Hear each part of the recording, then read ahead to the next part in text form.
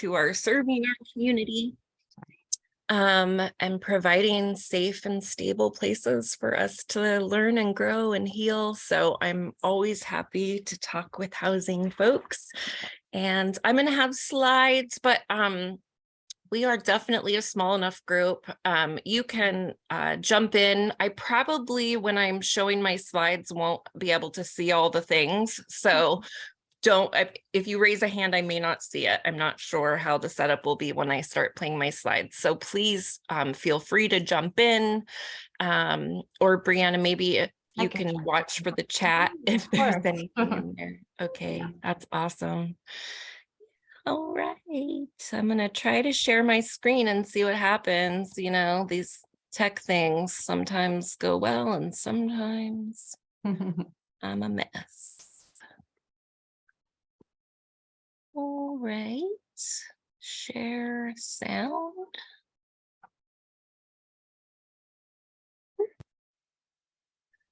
All right, now I just need to put it in show mode. How do I do that with this bar on top? You can move the bar down. I know you can drag it. How do I know that? There we go.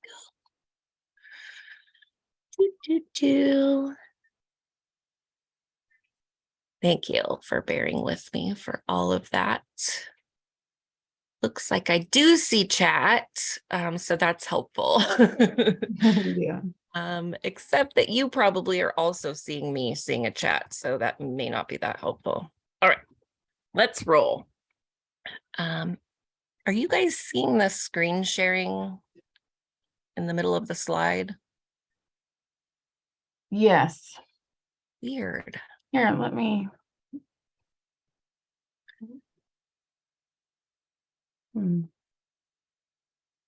Well, I don't think it'll be in the way, but it is annoying. So I don't know why that's.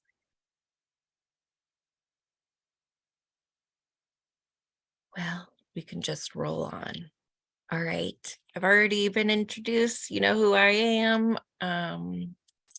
So today we're going to talk about the local drug supply and overdose trends, some of my favorite tips for trauma-informed overdose response, overdose education and counseling, how to train other folks on overdose response, and then some resources.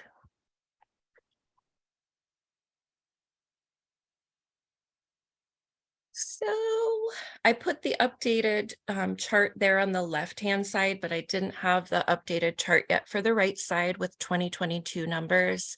But you can see that our overdoses have been climbing considerably fast. And fentanyl is really the biggest driver of our overdose rate increases. If we took fentanyl out of the situation, things would be pretty static, but with the fentanyl and also our meth supply, we're losing a lot of folks to overdose. Fentanyl in Washington, of course, it's the new thing, right? Not that new now, but blues have been around for a few years. Most people at this point know that they are fentanyl and they're not legitimate pharmaceuticals. But some people may still not be aware. So it is really important to talk with folks about blue pills. But we also are increasingly seeing fentanyl in white powder drugs. We've also seen what we've called rock fentanyl, which really isn't processed like rock cocaine would be. You're not rocking it up. It's just really compressed powder fentanyl that can appear to look like rock cocaine. So we've known lots of folks who thought they were buying cocaine, either powder cocaine or rock cocaine, and they got fentanyl instead, not fentanyl cut into cocaine, but just fentanyl. And so we don't know why this is happening. For those of us who've done drugs, it doesn't make a whole lot of sense. So one idea that we have is just that cocaine is so much more expensive. And if all people have is fentanyl and someone says, hey, I want to buy cocaine, if they're not someone you know or expect to be a return customer, you might just sell them whatever white powder you have. And that can be very problematic, right? So sometimes we see fentanyl in black tar, but it's pretty rare. It's actually pretty rare to see black tar these days. Heroin has been phased out. It takes a lot to cultivate poppies, and it is very easy and cheap to make fentanyl. And so heroin is really going away. This is also a slide from my last presentation, but you can see the way that our fatal fentanyl overdoses have been climbing. And for 2022, that was 700 something. So the trend has not slowed down. When we talk to people about fentanyl, I let people know it can be in any drug, though we have drugs that we usually see fentanyl in. It's sold as cocaine, not in cocaine. We don't see fentanyl in our meth supply, though lots of people assume that it's there. And so that has its own problems that can arise. People don't feel that they should worry about fentanyl because they think, well, it's in everything, I'm already using it. And that might not be the case. Naloxone can reverse a fentanyl overdose. A lot of folks don't realize that, or it's been going around that it won't work, but it definitely will work. It can take more naloxone to reverse a fentanyl overdose. And so don't be surprised if that's the case. Let's go check our little chat. Thank you. Our website, that kingcounty.gov/overdose, has posters available that you could print or order that are all kinds of overdose related, topics. So definitely check it out. Even if you're not in King County, I do believe they send posters out, but you can print from anywhere. There's also the Laced and Lethal campaign, which has information about fentanyl, and also a link to ordering free naloxone. And so all of your folks could go on lacedandlethal.com if they're in Washington State and order right now nasal naloxone.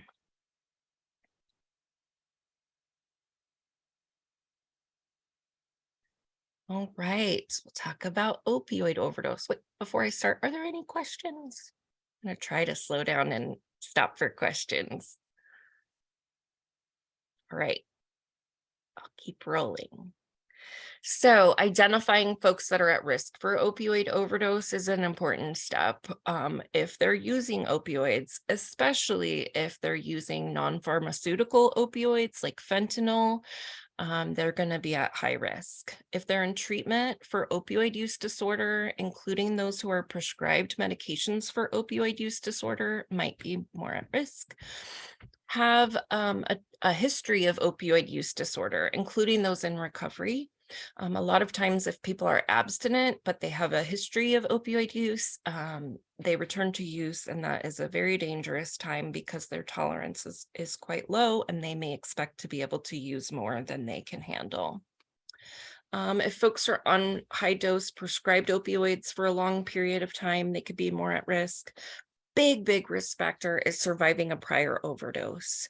And so if you know folks have already overdosed once, it's really important that you make sure that they understand their risk, and have naloxone and have other tools ready at their disposal.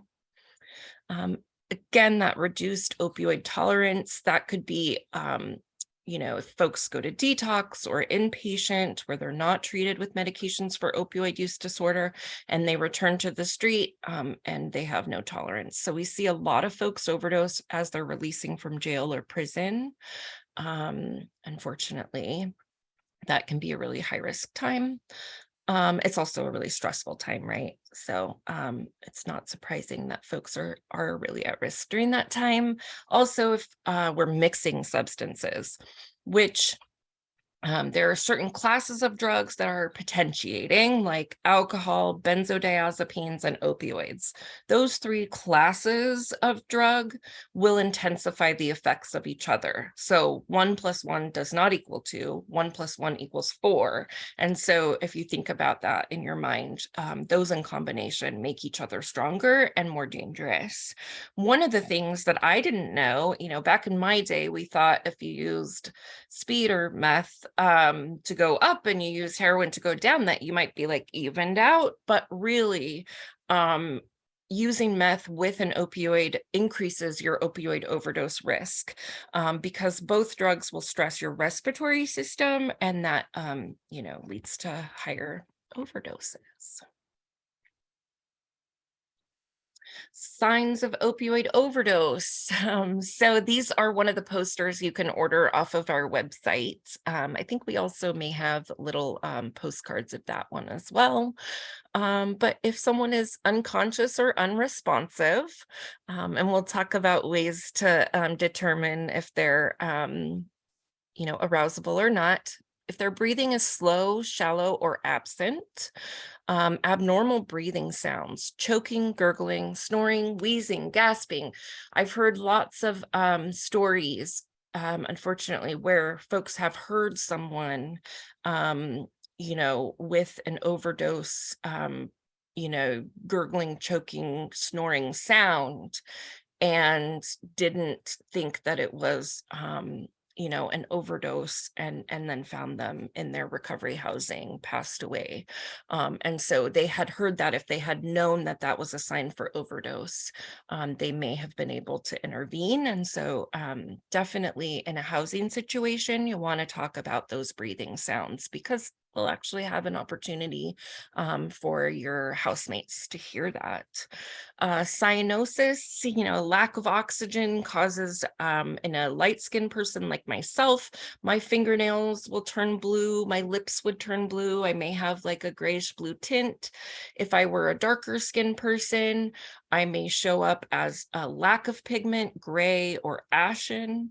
And so it's important that you talk about the different ways that we show up in overdose. If we just talk about blue folks, we're going to miss a lot of people of color who need our help. So I always make sure to talk about darker skin tones and the differences. The person may have pale or clammy skin. They may be vomiting. They may have like limp limbs that they just can't even pick up, faint or absent pulse. And you may or may not know if they've overdosed. You may not see any signs of overdose or drug use. And so you may have to determine that on your own.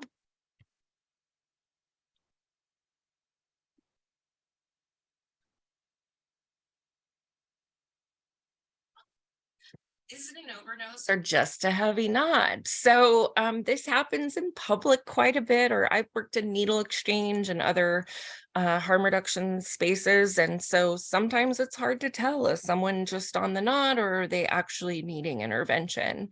And so if someone is, just impaired from use, they'll be relaxed, they may be slurring speech, they may be tired and nodding out, but they will respond to stimulation. That's the big difference. And so if I see someone that's nodded out, I might say, "Hey, Bill, how you doing?" to see if they're going to respond to my voice. If that doesn't work, then I'm going to do a pain stimulation, which I prefer the trap pinch myself. Some folks like a sternal rub. I feel like that's kind of like more if you find someone that's not like really unconscious, not responding. Most of the time, a trap pinch is a good way to safely check on someone who may have a startle response. And so if you just pinch the top of your trapezius, you'll feel like that's ouchy. And so if you were not unconscious, you would respond to that. The other overdose signs, of course, like the abnormal or no breathing, the cyanosis signs, and a faint or absent pulse. So when you check for signs of overdose, I'm going to shout, I'm going to do that tramp pinch. You see that picture there. And if they don't respond, that's when I know that I need to call for help. If there's someone else around, then I'm going to ask them, please call 911. I'm going to get my Narcan ready. Um, I recommend not telling them it's an overdose when you call 911. This is my personal opinion. And so, you all have organizational protocols, and that's fine. I say the person is not breathing and not responding. The reason for that is that oftentimes, if you say overdose, they send police ahead of ambulance, so it can delay the emergency response. And sometimes police make an overdose scene more of a crisis. And so when we're trying to get people help, we really prefer to just get them the help that they need. So if I've determined that the person is not responding, and they may have overdosed, they might have pinned out pupils, and I've done all my checks, I'm going to lay them flat on their back. If possible, though, there are some situations where that might not be possible. If you find someone like on a bus and they're sort of like, in a weird space in their seat, what you're going to want to do, if you can't lay someone flat, is try to get them to a place where their head can be leaned back and their airway open. So you may, have to lean someone's torso to the side and turn their head up, whatever you've got to do. When you insert that naloxone, you'll probably have nasal, I'm guessing. So you're going to push it up until you have resistance. Don't hurt the person, but you do want to make sure it gets up there. And you're going to spray it. If the person is sitting up, that may come out. And so that's why you want to make sure that their nose is facing up when you squirt that in there. The person does not need to be breathing it in order for it to work. It's going to be absorbed into the lining of their nasal cavity. It takes 2 to 3 minutes to work.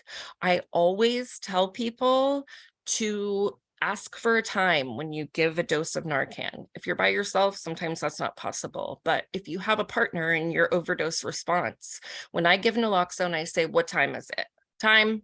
And that way I know how long 2 or 3 minutes has been. An overdose crisis is a really difficult time to be keeping track of time and space and all of those things. So the more that we're precise about our response, the better we'll do. And when the paramedics arrive, they love to know at 10:22, we gave 2 milligrams of nasal naloxone. And then at 10:25, we gave another 2 milligrams, that kind of thing. If they have a pulse present, then we want to do rescue breathing. Rescue breathing is really important because an opioid overdose is starving the brain of oxygen. And, back before we had naloxone, rescue breathing is what we had. And in some rural areas, they could not wait for a medical service to arrive. And so sometimes people have to breathe for folks for quite a bit of time in those rural areas. And rescue breathing really can keep someone from brain damage and other, major organ issues. So rescue breathing, most important. Chest compressions really are only, important if there's no pulse. If they have a pulse, then we just focus on rescue breathing and naloxone.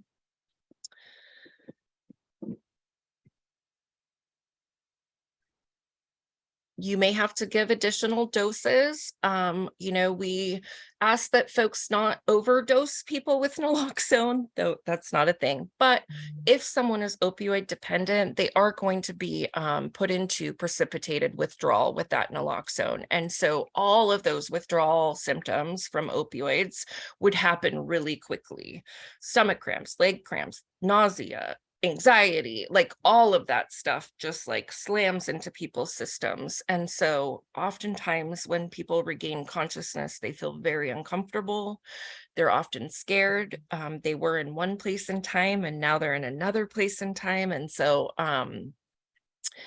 It's important that we realize that is a traumatic event for the person and give them lots of space and support. When I have someone returning to consciousness, I try to stay very calm and talk them through what's happening. Hi, my friend, you've had an overdose, I think, and I had to give you some naloxone.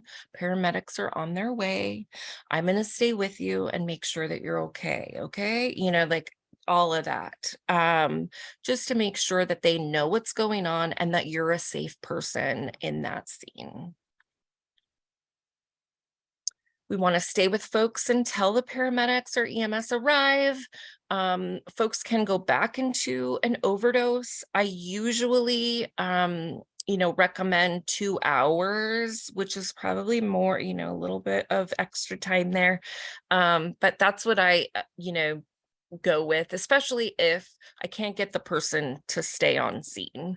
So sometimes people refuse transport to the hospital, or sometimes the hospital paramedics are not exactly thrilled to take our folks. So that happens as well.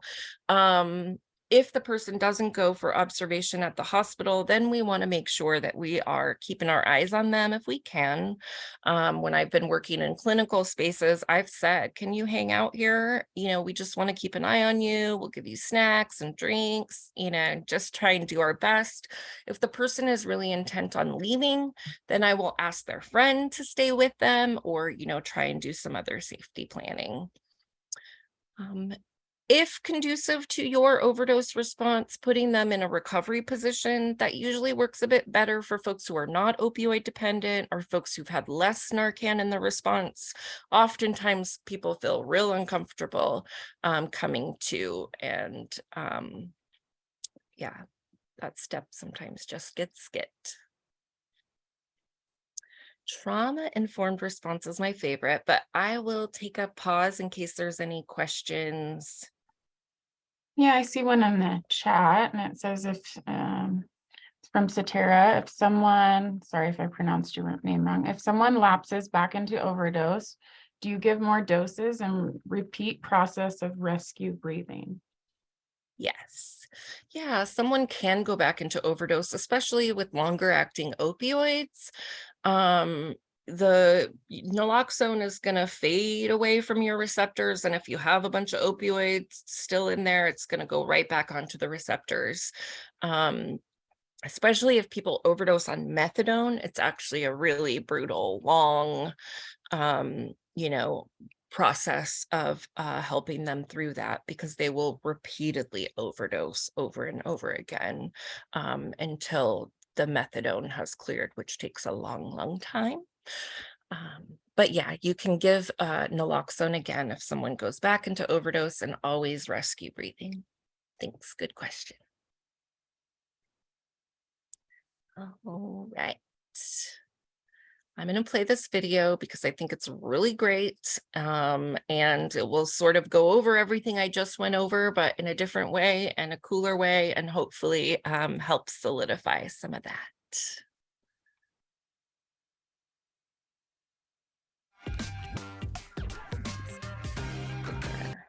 I want to make that bigger. Why doesn't it give me an option of expanding it?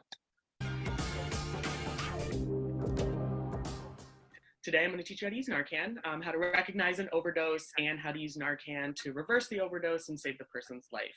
So the first thing to do in order to know whether or not to Narcan someone is to first be able to tell whether someone is just high or they are overdosing.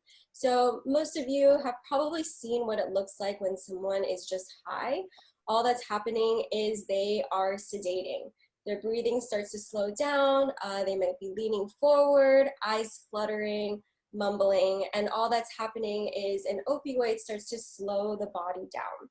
But the difference between being high and overdosing is usually like a pretty thin line. And all that difference is your breathing slows down to the point where you're not getting enough oxygen, or you're not breathing at all. Now we've got an overdose. And all an overdose is just the drugs overwhelming the system, right? So that's the opioids overwhelming the receptors, and then the breathing slows or stops. You will notice 2 signs immediately. The first is that their skin color will start to change. So lighter skin folks will turn a bluish gray, their lips will tinge like a blue-white gray. Darker skinned folks will turn like a purple or ashen gray, like the color completely drops out of them, or like they're many shades darker or many shades lighter than they usually are. Sometimes people will be making that a very telltale snore gurgle sound. That is the lungs trying to pull in a full breath, but they're unable to, right? Because they're being depressed by the opioids. So when you see those two signs, the first, the skin color changing, and the second, the snore gurgle sound, now you are responding to an overdose. And so the first thing that you want to do is try to stimulate them awake. Hey, my friend, you're not breathing. I think you're overdosing. Second kind of stimulation is physical stimulation. All that is administering pain. The easiest way to give someone pain is we're going to give them a hard sternum rub. Take your knuckles and rack as hard as you can right on that breastplate. We also call it like a chest noogie. So hit them as hard as you can and start yelling their name, start telling them to wake up, warn them, hey, if you don't wake up, I'm gonna Narcan you. We call that the verbal Narcanning. People who use opioids know exactly what Narcan is. If they don't need it, they don't want it, and they will tell you. Please listen to them if they tell you no. If they can say no, they don't need Narcan, right? They're alive, they're breathing. If even the verbal Narcan fails, now you want to move on to Narcanning them. One kit looks like this, and each box has 2 of these doses. And one dose like this is just to be used one time.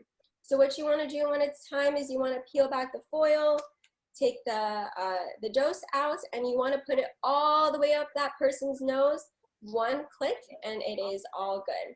So you really want to make sure you put it all the way up because that person is not breathing, so they're not inhaling it in order for it to work.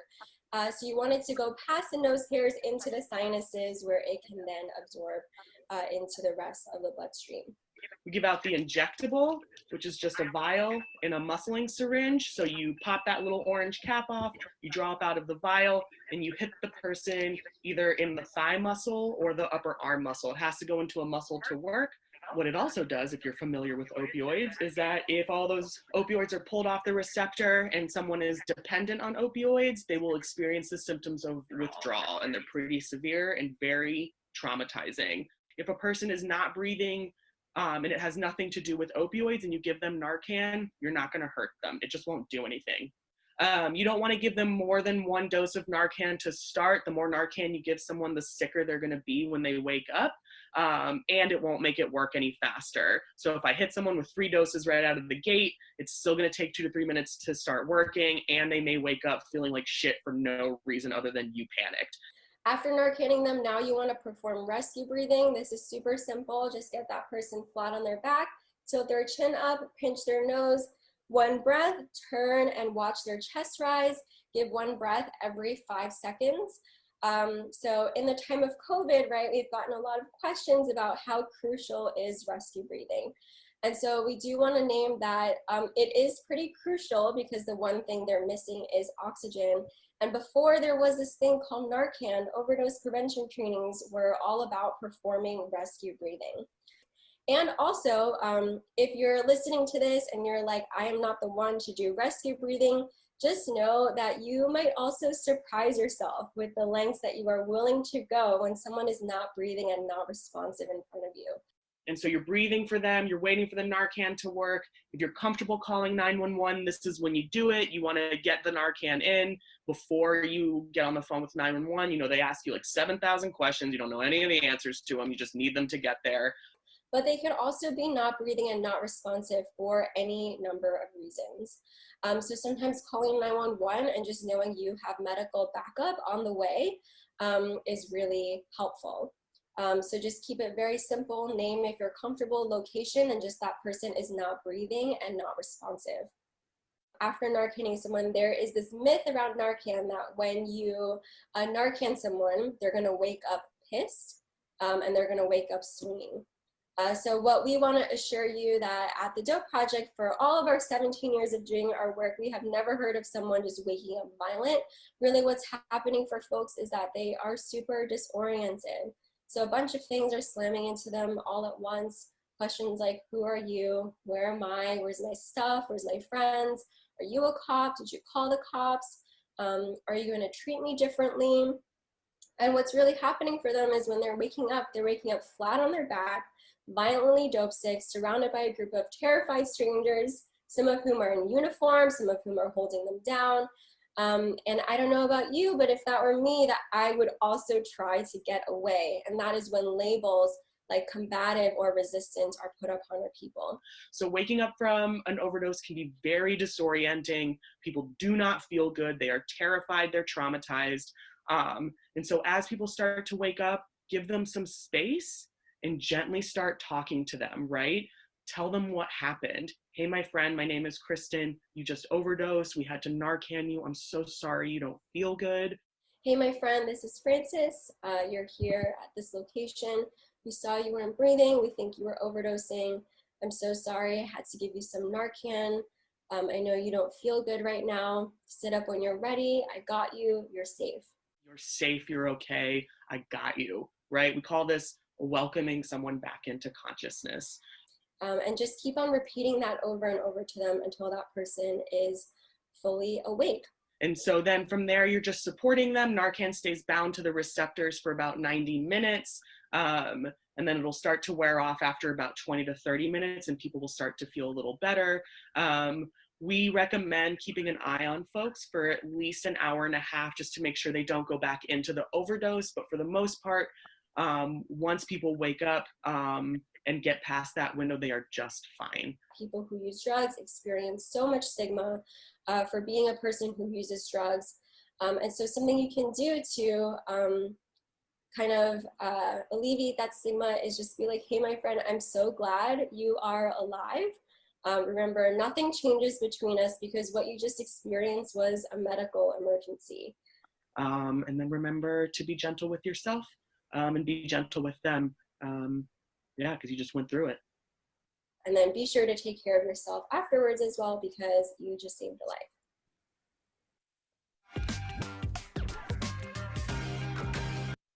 All right. I love the Dope Project in San Francisco, and I think that video gets to the basics of overdose response, but also they just do things in such a lovely way. And I appreciate how they talk about folks. And so that video, I'll share my slides as well with you. So if any of these resources make sense to you or you want to share them, you'll be able to.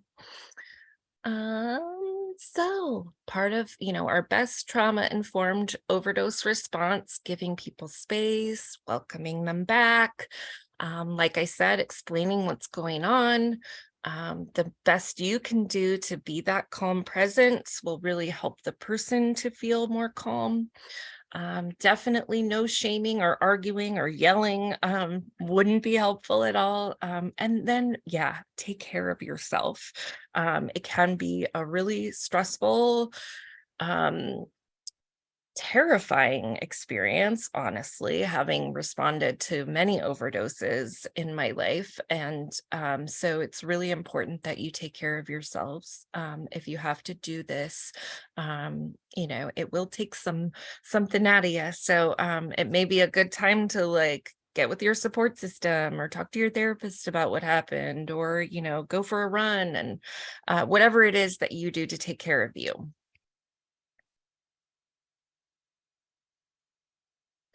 If in your response someone has a friend there, or maybe if you're in a clinical space, a staff person, in a housing, the person's roommate, maybe if they have a good relationship, just making sure that their safe person is nearby. Even if they aren't responding to the overdose, their presence will help the person. Definitely remove unnecessary spectators. A crowd can form, and that can also be really terrifying for our person.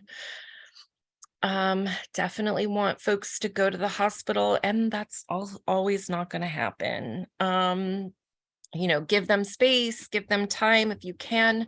Most important thing for a trauma-informed overdose response is to debrief and check in afterwards. For your folks who have been involved in that response, it'll be really important to support each other, to talk about like how it went. What did we do really well? What could we work on for next time? Like what didn't go right? And that will really help to process the traumatic event that you've been through, but also improve your response if it happens again. Now, methamphetamine overdose, I always want to highlight this just because it is a drug of overdose that is on the rise. Back in my day of using meth, I'd never heard of a meth overdose. We did frame it as overamping, certainly, but we know now that acute intoxication of methamphetamine can lead to death all on its own. And I'll show you some numbers. This is Washington State. That's 2008 to 2018. So, we've had some years of meth deaths since then. But you can see in this period of time, the meth deaths have been going up. And it's not just, so half of those meth deaths had an opioid present as well. That's the purple part of that. But those red, all those folks in red, those are, folks who died of just meth alone. And so it is really important that we talk about, the realities of our drug supply today. Fentanyl is very potent and powerful and deadly. Methamphetamine, our current meth supply is very pure. It's hardly cut with anything. It's made very cheaply, and it's also can be deadly for our folks. So if you see folks who've been using meth and you're worried about them, overheating, heat stroke is a big one. If you see people, sweating profusely and, getting disoriented, you definitely want to slow down, check in with them, feel their temperature, maybe take their temperature. The risk is, usually a cardiac event, a heart attack or a stroke. Folks can have a seizure. Oftentimes, amphetamine use leads to mental health crisis as folks are staying awake and not eating or drinking. That can contribute as well. And, sometimes it's too much meth, sometimes it's too much for too long, sometimes it's mixing, meth and fentanyl is a bad combination. But also when folks are using drugs alone, there's really no one to recognize when someone's in a medical crisis. And so that lone drug use can be a really high risk factor. And of course, if you have folks who are in recovery housing, they are going to be using alone. They're not going to be, probably using with their roommates.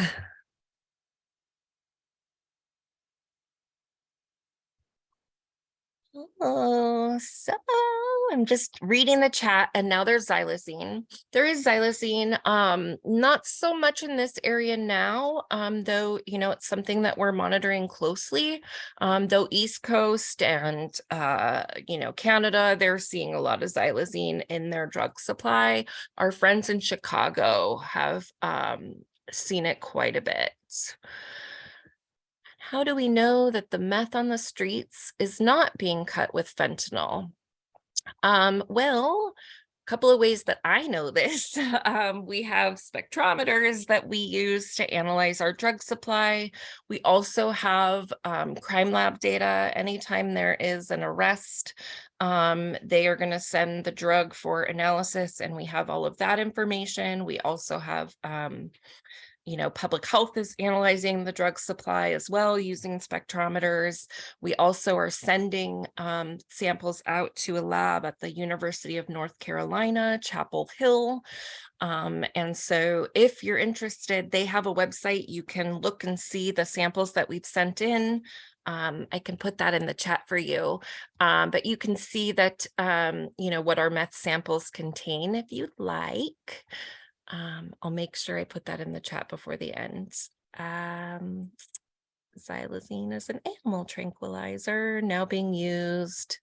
I think that probably says cut behind that little bubble. Heroin and fentanyl, it does not respond to Narcan. Yes, thank you. That is all correct. Though the xylazine in this area, which I talk about King County really, has the most drugs data, drug users. So usually what's happening in King County is reflective of the state, but not always. But our xylazine numbers, I think we maybe had a few xylazine related overdoses and they all had fentanyl involved. So we have not seen a lot of the xylazine related overdoses or the wounds that people get from using xylazine. But if you have, folks who have wounds that are not healing, they may have been using xylazine and that might be a factor. There's also benzodiazepines, non-pharmaceutical benzos that are, similar, made in labs, not by a pharmacy, and they can be cut into the drug supply as well. Right now, our drug supply is mostly fentanyl and meth, but we expect to see more benzodope coming and xylazine based on what's happened in other regions that have a drug supply that is ahead of ours in the changes. Ketamine does not respond to Narcan. Good question. Yeah, Narcan only works on opioids. So that is any, pain medications like oxycodone, Vicodin. Lean is a new one that we discussed with our Urban League folks. Lean is made from codeine, and so it would respond to naloxone, other opioids. Fentanyl, heroin. Gosh, we haven't seen a lot of heroin lately, though. Fentanyl really has taken over our supply. Yes, xylazine can be used alone. And I believe it has, sedating overdose symptoms, but we aren't seeing xylazine overdose here. And so I don't have the most information about that.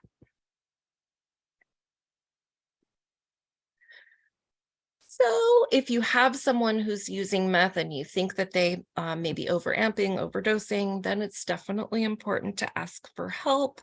And here's a list of danger signs to look for, a fast pulse, if they're really hot, sweating, or if their skin is very dry and hot. They may have a painful headache. They may have chest pain or tightness. All of these things can happen from a meth overdose. And so just being aware that this is a thing that's happening in the community may help you to respond to folks in need. And talking to residents or other folks that you may be helping to train or to, raise awareness about overdose and naloxone. Here's some tips. You guys already probably know all of this about stigmatizing language, so I won't spend too much time here, but, the best we can do to use affirming, respectful language about people and to take out those value judgments. Especially when we talk about like urine drug screens, which, to say that they failed their UA or they had a dirty UA, is really stigmatizing and shaming. And so it's helpful just to frame things without that value judgment. It's a positive drug screen. It's a UA that was positive for fentanyl, that kind of thing. But you already know that stuff. Definitely want to go over those risk factors, signs of overdose, how to respond, safer use strategy, and drug supply information. And this little study that's linked there at the bottom, even a very brief training is adequate for getting folks prepared to respond. So if you only have 5 to 10 minutes, take that 5 to 10 minutes and make sure that your person has Narcan and knows at least the basics of what to do.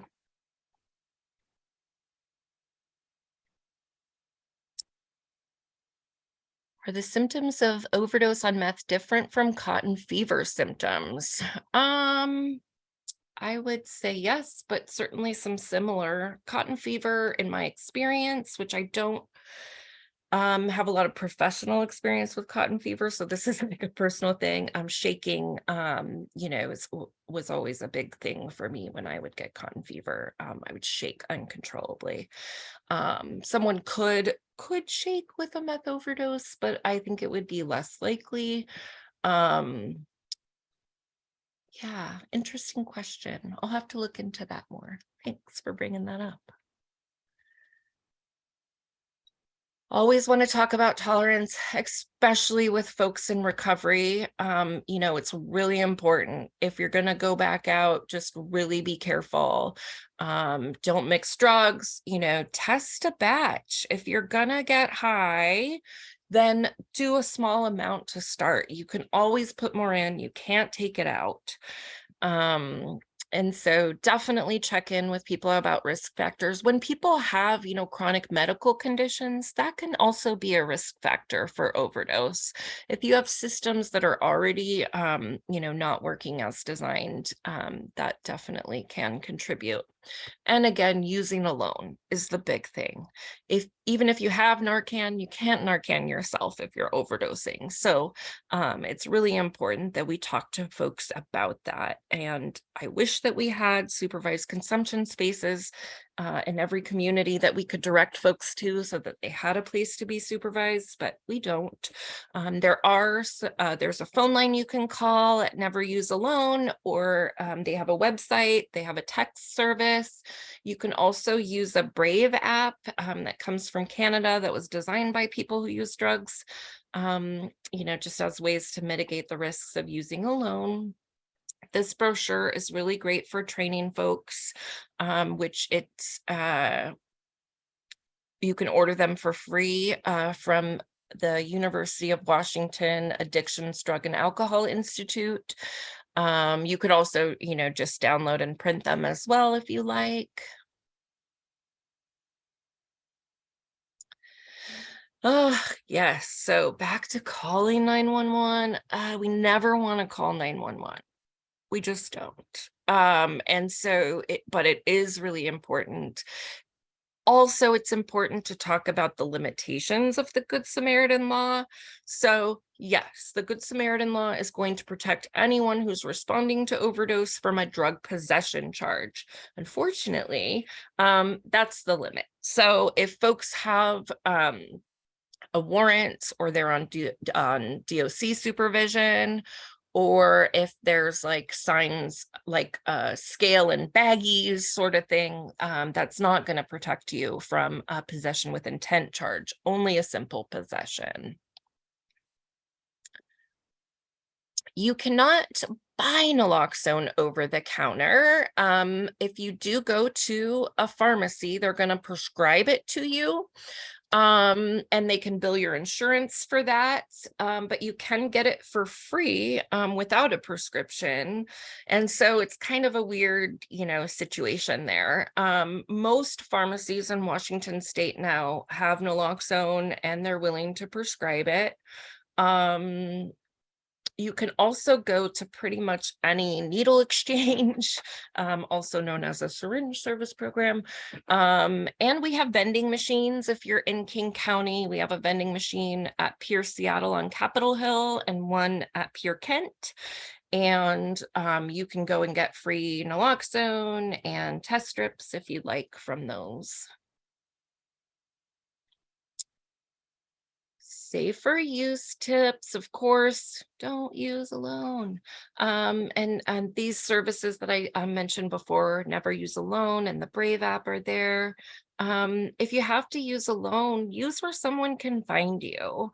Yeah, it's really hard. And have your Narcan. If you have Narcan and you're using alone, leave your Narcan out. If somebody finds you, they may find your Narcan and be able to respond quickly.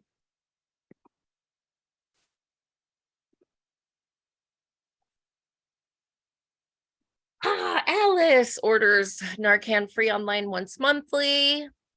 Yes, you can order that either through lacedandlethal.com, or the People's Harm Reduction Alliance has a link there.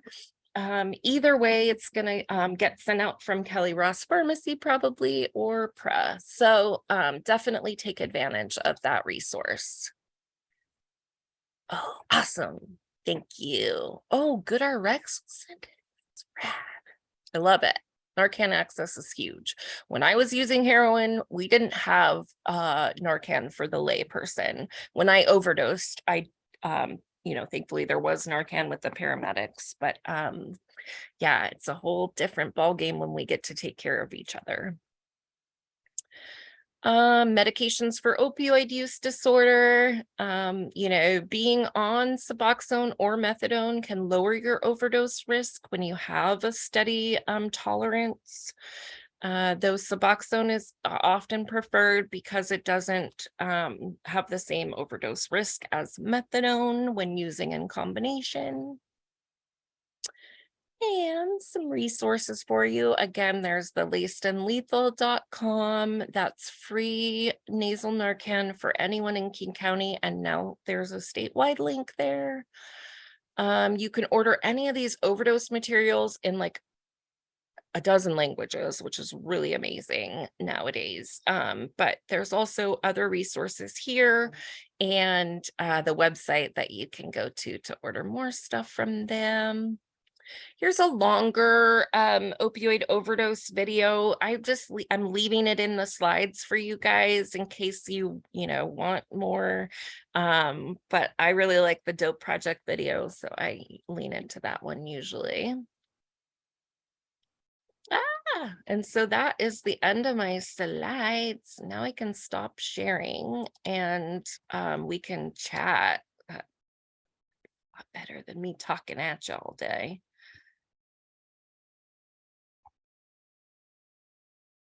Awesome. Thanks for posting that link in there. Yeah. You guys have any other questions? Now I can see your faces, which will definitely make this more fun.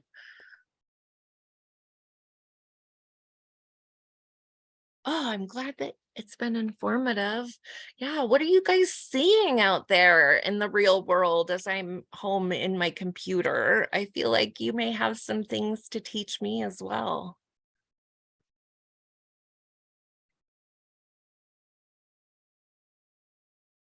Have you had overdoses in your housing projects? Not to bring up a really traumatic topic, but is that something that you're seeing and concerned about? Are there other, supports or resources that you need?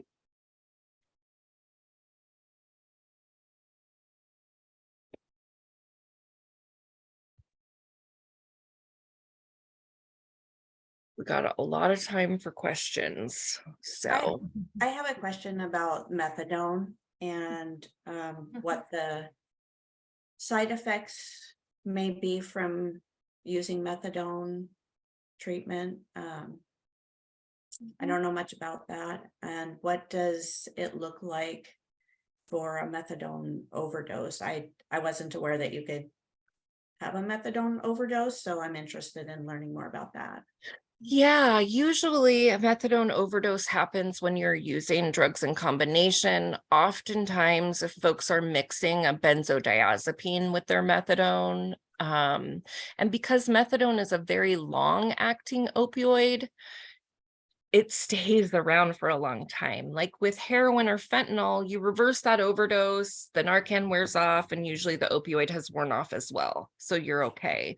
Because methadone has a 36-hour half-life, it's made to stay in your system and keep you steady and not leave your body quickly. And so the naloxone will wear off and that methadone gets back on the receptors. The benzo is still there. And so you're going into a repeated overdose for some time. It's gnarly. But methadone is our best medication to combat fentanyl. We have found that a lot of people who are using fentanyl are not doing well getting on Suboxone. It's just not, doing it for folks. There's still quite distressed and not feeling like their withdrawal is, treated well enough. And so we've found that people who have been using fentanyl do better on methadone. It's just a very difficult, mode of treatment to adhere to. You've got to be there 6 days a week, and oftentimes it can be really dehumanizing. Our methadone clinics are not everywhere they need to be. So folks are traveling from far and wide to get to the few clinics we do have. They're standing in a long line of people. It's like sort of a churn, right? It's not the most affirming type of treatment to receive, having been on methadone before. It can be really difficult for folks. I don't know that I would ever qualify for carries if I was on methadone. I struggled to be on time, and it is a very rigid sort of treatment, partly because of the federal regulations. Anytime the DEA is in charge of our treatment access, it's a problem, because they are not here to see us all get well. That's just not their, their purpose. And then when somebody's using methadone the way they're supposed to use it, is there side effects that are noticeable with that? It would be the same side effects that you would see with other opioids. It's a full agonist opioid like heroin or fentanyl or any of those things, but it's very long time release. So usually when people are getting on methadone, because they get their whole dose in the morning, they might be sleepy in the morning. And then as that dose wears off in the afternoon, then they might start to feel a bit of withdrawal again. It takes time to build methadone up in your system. And so there is sort of like a month or sometimes 2 where people are just really trying to adjust. And so they might be sleepy at the wrong time, and or not feeling well some of the time. Once people are stabilized on methadone, they just are like any one of us, out in the community doing their thing, but it can be a difficult start. So if you have someone who's newly on methadone and they're really sleepy and they're, trying to adjust, that's totally normal. And also it can be really triggering for other people, right, who are in recovery. And so it's important to talk about those things openly. If you have someone who's getting on methadone or newly on methadone in housing, talk about that stuff, because even if you're not talking about it, the residents are thinking about it. They're seeing that person nodding and they're thinking about their own experience. And so it is important to name it. It's a temporary thing while people are adjusting to medication. If someone is continually, seeming impaired or sleepy all the time, it may be that their dose is too high. Or maybe interacting with another medication that they're taking, that kind of thing. But someone who's stable on methadone should present much like I present right now. You shouldn't really notice a whole lot, though they may have some of those opioid related side effects as well, like constipation and other things like that that just come along with long-term opioid use. A lot of times people say, oh, methadone rots your teeth, but we got here with bad teeth usually. And so it's someone who's on methadone is finally going to the dentist for the first time in 5 years. So it's not the methadone that is rotting your teeth. It's the poverty and the malnutrition and everything that you've been through, most likely prior to getting into treatment. Thank you. Yeah. So this might be a dumb question, but I'm going to ask it anyway. So when people are on methadone, I just heard everything you said, but are they actually high? Is it a high like if they were using drugs? I don't understand how that is supposed to be part of treatment if they're still high. Sometimes people do get some euphoria from methadone. It is a full agonist opioid. the thing with methadone is, like, if you're using heroin or fentanyl, you're going to be using and coming down and using and coming down. And it's going to be this repeated cycle. And you're going to have to do whatever you do to get your money, to get your dope. And all of that is happening. And so when you use methadone, it just evens things out so that you're not constantly cycling of being too impaired and in withdrawal, too impaired and in withdrawal. And there's no hustle because hopefully you're getting your methadone paid for with your health insurance. Sometimes people do feel some effects of the methadone. And, you know, for me, I'm like, would much rather see someone getting some pleasure from their methadone and surviving and thriving in recovery. You know, I mean, I think that we have this need for people in recovery to no longer have pleasure. And, you know, really, for folks who've used opioids long term, sometimes a naked brain is the most uncomfortable thing they can imagine. And it's going to take some time to be able to get there. I've seen lots of folks who thought an abstinence was the only way that they would truly be in recovery, that if they were taking Suboxone or they were taking methadone, that they weren't clean, they weren't good enough, they weren't worthy, they weren't able to share in meetings. Like, there's been a lot over the years, and we've lost a lot of folks to that. You know, one of my oldest friends I've known since kindergarten, you know, died in his Oxford house, surrounded by love and support. And he had a sponsor and he was working steps. And really the thing was that he did really well on Suboxone, but his sponsor made him feel like he wasn't really in recovery because he was taking a medication. And so he overdosed, you know, with all of the love and support surrounding him. But his brain was not going to make it without, you know, a medication to stabilize it. It just was a really dangerous situation to put him in. And so we've lost a lot of folks over the years that we could have done better by, because we're afraid, you know, what if they feel high, you know, and really, we need to adjust our expectations sometimes of folks. You know, if we want to help people to heal, sometimes, you know, the path may look a little bit differently.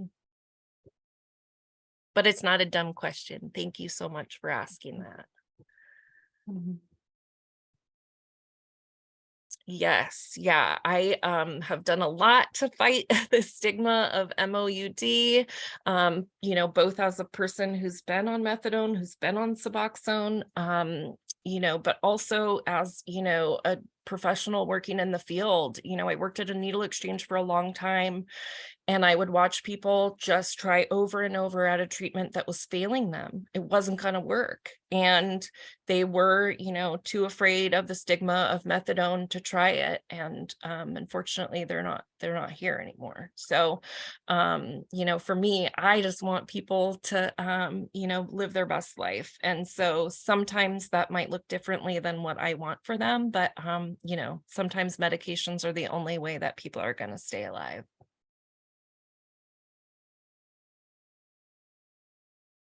Yes, yes. Shame is such a killer. It is. Oh, someone gave me such a great shame quote yesterday. Gosh, I wonder if I can find that. It was really a beautiful quote that I wrote it down, but I probably won't find it. Anyway. Yeah, we have a lot of work to do. We have a lot of folks who are vulnerable, and we want to keep them around, and we want them to have their best life. You know, I've seen people get stuck, you know, in a type of treatment that wasn't, you know, giving them their best life. I know people who spent 10 years on methadone and they were desperate, you know, to not be on methadone anymore. So, you know, everyone is different. You know, what I need may not be what you need. You know, what helps me to recover may kill you. I don't know. So, but it's important that we just have all the information, and, you know, we do the best we can with what we've got. About information, sorry to interrupt, but there's a message here. I thought it went out to everyone, but it was just me, but I know you'll have resources for this. Do you have access to a list of providers who have methadone and Suboxone programs either within Western Washington or in counties like King, Pierce, Kitsap, Mason? So currently methadone can only be received from a hospital during inpatient stay or in an opioid treatment program, OTP, otherwise known as methadone clinic. Because of the federal regulations, you can't just get a methadone prescription from your doctor to treat your opioid use disorder like you can in Canada. We make people travel 5 hours to a clinic to dose and 5 hours home, and they have no life, or, you know, they can't work or take care of their kids or do anything. They just get to go to treatment and back. So methadone clinics are few and far between. And Suboxone is everywhere. However, we've done a really, really good job of spreading access. Some of those rural areas, it's still quite difficult. I usually go to the Washington Recovery Helpline webpage. They have their MOUD locator, which is amazing. And you can put in, you know, a zip code, how many miles away, if the person's pregnant, or, you know, like put in all the things that may be special about their unique needs, and it will help you find a Suboxone provider who can meet your needs, hopefully. I think recoveryhelpline.com, is that it? I want to say that's it, but I could have got it wrong.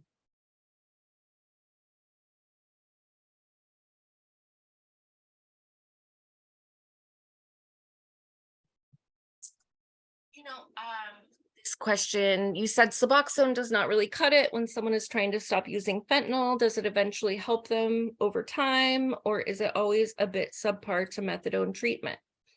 Well, everyone is different. So there are, you know, folks who are going from fentanyl to Suboxone and doing well. It's just a lot of folks who are not doing well, who have done well switching from heroin. And so just the way that this fentanyl, you know, interacts with folks, it's just really difficult. I've heard from people that you know, they used to be able to like lock themselves in their apartment and kick heroin on their own at home. And with fentanyl, they'll end up in the emergency room. Like they can't get through it. And so everyone is different.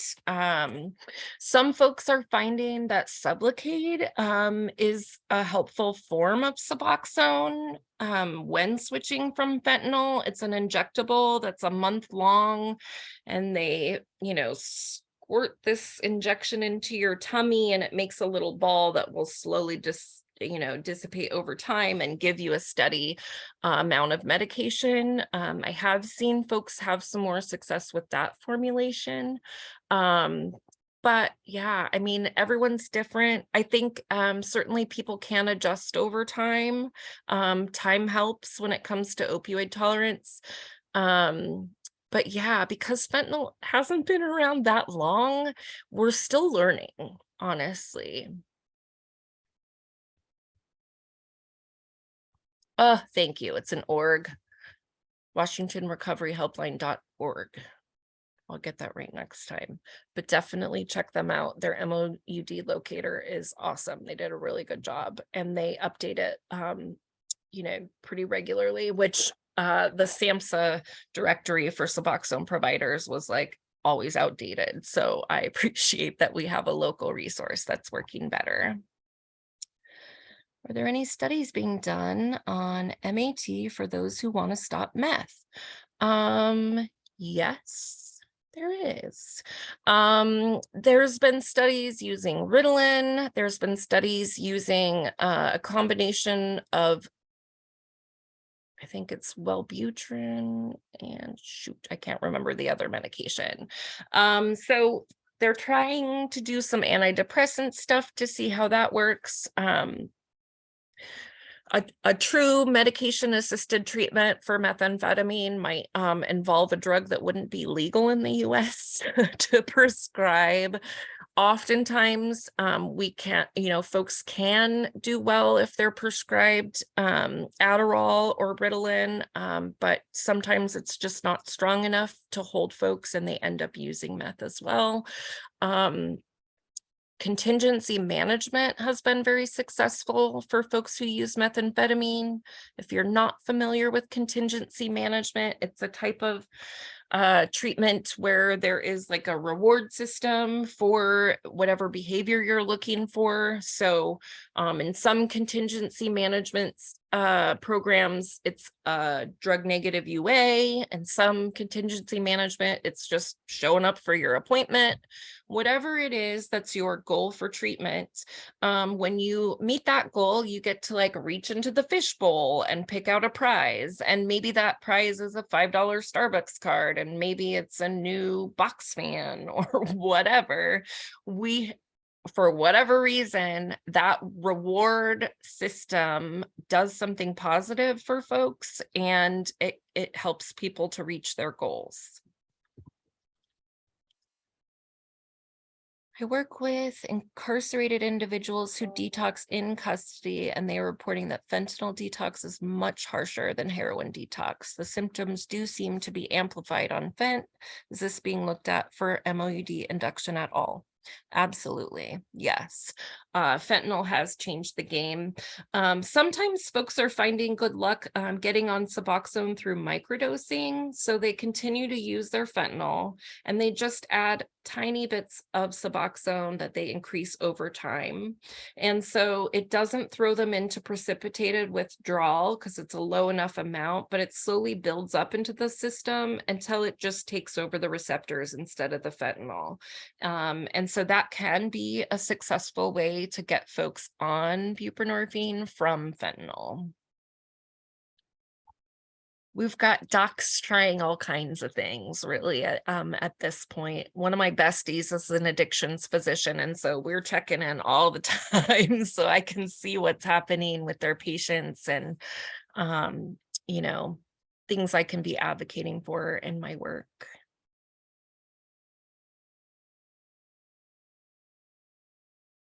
I was gonna ask if there was research and surveys and stuff being done on fentanyl.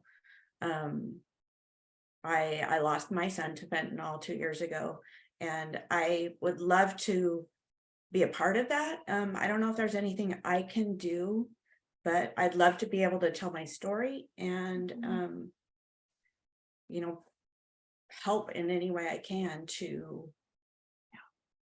stop this.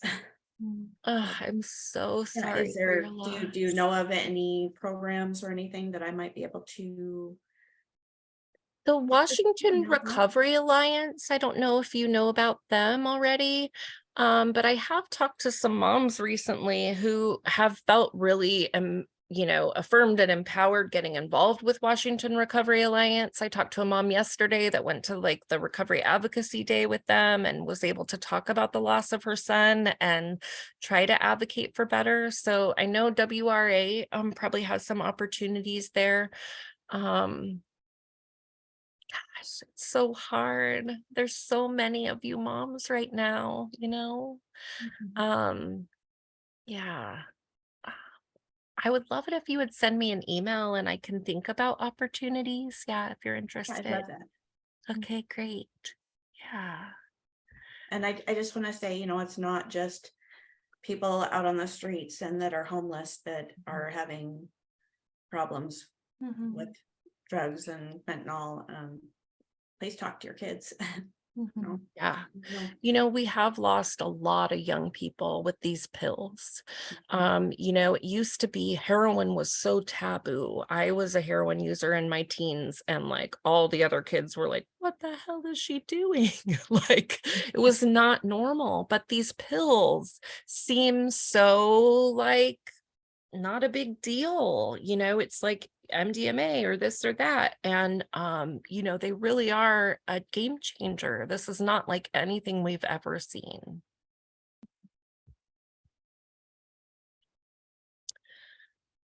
Yeah, you know, I've been losing people to overdose since I was a kid. One of my dad's best friends died. And then, you know, just I started using heroin in the 90s, and it's been a long time. So, and I've lost people both from my professional life, from, folks I used to use with, folks I've met in recovery.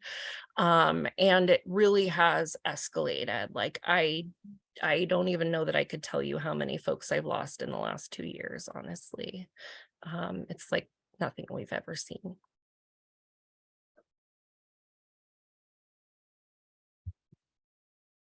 And part of the reason that I did the vending machine project was because younger people often don't feel safe or comfortable accessing supplies like Narcan from like a needle exchange. And so really trying to figure out ways that younger folks would feel comfortable and safe accessing naloxone in a confidential way. And doing things by mail. I also, for King County folks only, sorry. I have a link for folks to request test strips. Anybody can request test strips from me all over our county, and I'll send them 5 test strips with instructions on how to test your drug for the presence of fentanyl. We're doing what we can, but really we need a safer supply of drugs. And unfortunately, part of prohibition is an increasingly toxic drug supply. I wish I could tell you that it was going to get better, but by every indicator, it's going to get much worse. So it would be really great if we had a safer supply of drugs and folks to have access, to all of the support and the care that they need. Are you in King County, Alice? Yes. Cool. I'll send you our supply question, and I'm sorry it's not statewide. I can't stand it. Oh, that's a great suggestion from, I think, Cherie. Overdose Awareness Day is August 31st. You might try finding out who's planning the event in your area this year and get involved that way. I know that our event welcomes people like you and who want to talk about their experience and loss. You are a huge inspiration for wanting to share your message. That I agree with. Thank all you. of that, Barbara. I did look up last August to try and find things that were happening around here, and I could not find anything. I actually went to Olympia. King County has done an Overdose Awareness Day event every year but last year, unfortunately. So we will try to make sure we don't let the community down this year.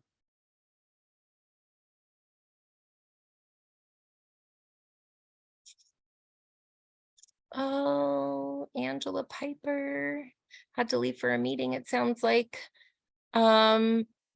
Sober for 5 years, amazing. And had a bad OD. Oh my goodness. Thank you. I'm I really feel like I survived my life just so I could try to help other people do the same. I've been very blessed. I've had a lot of privilege, certainly. I've had access to care that I don't see other folks get access to. I had access to housing that I don't see other folks get access to. So it is really important for me to use what I've got to, help the community that I come from.